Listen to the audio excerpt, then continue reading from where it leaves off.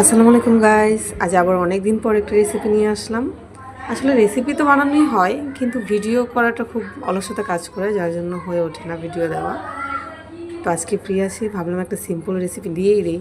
আজকে করবো সরিষা ইলিশ। দেখতে পাচ্ছেন এখানে ইলিশ মাছ রয়েছে, সরিষা বাটা, তারপরে এখানে আছে পেঁয়াজ বাটা। তো রান্নায় এখন আমি কড়াই বসিয়ে দিয়ে তেল দিয়ে দিলাম, সরিষার তেল, পেঁয়াজ বাটা দিলাম। এবার আমি সরিষা বাটাটা দিয়ে একটু ভালো করে ভেজে নেব। তারপর একে একে আমি সবগুলো মশলা এখানে অ্যাড করে দেব। দিয়ে দিচ্ছি হলুদের গুঁড়ো, মরিচের গুঁড়ো, তারপর দেব একটু ধনিয়ার গুঁড়ো আর সামান্য পরিমাণ মতো লবণ দিয়ে মশলাটা ভালো করে কষিয়ে নেব। কষানো হয়ে গেলে একে একে সবগুলো মাছ দিয়ে দেব। তারপর মাছগুলো কষানো হয়ে গেলে সুন্দর করে কাঁচা লঙ্কা দিয়ে নামানোর আগে একটু কাঁচা সরিষার তেল দিয়ে নামিয়ে পরিবেশন করে নেব।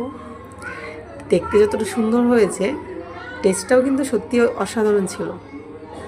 তো আজকে এরকম একটা সিম্পল রেসিপি দিলাম, আশা করি সবার ভালো লেগেছে। সবাই ভালো থাকবেন, সুস্থ থাকবেন।